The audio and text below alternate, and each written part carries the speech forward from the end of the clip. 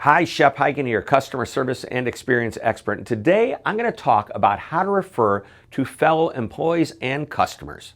Now, just the other night, my wife and I joined some friends for dinner. The server, who may still have been in high school, was taking her order. And she looked at my wife and she asked, "Honey, what would you like?" Now, when the server walked away, my friend said to Cindy, that's my wife, "Don't you hate it when someone other than your husband refers to you as honey?" Now, hate may be a strong word, but Cindy's response was simple and to the point. "I don't really think it's appropriate," she said. "I'm not her honey." Now, that started a great conversation about what is appropriate to call your customers and employees. So I've been called honey, hun, dear, babe, sweetie, and a few other names that are not really offensive, but might often be considered inappropriate. And while I don't mind, I wonder what others might say if they were called any of these overtly friendly names. But to put a humorous spin on this, I believe you can call me just about anything as long as, and the old joke goes like this, just don't call me late for dinner.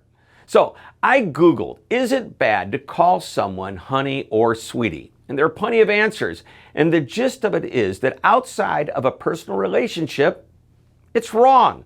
Words that come up to describe people's reactions included offensive, disrespectful, too informal, condescending, patronizing, and even illegal, in the sense that these words, which are seemingly terms of endearment, should be used for more intimate relationships, not at work with fellow employees or customers where you could end up getting called into the HR department accused of sexual harassment and potentially even being fired.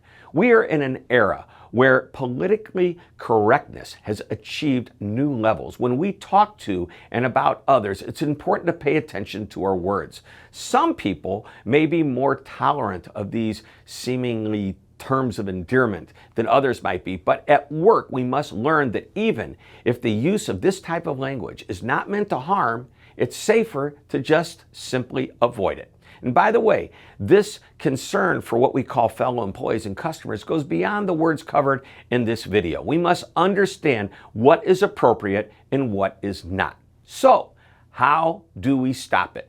A simple training session could be all it takes. This isn't rocket science. It's just laying the foundation of what's appropriate or not. Then occasionally remind everybody about these words, the words that you shouldn't be using, just to make sure that the training sticks.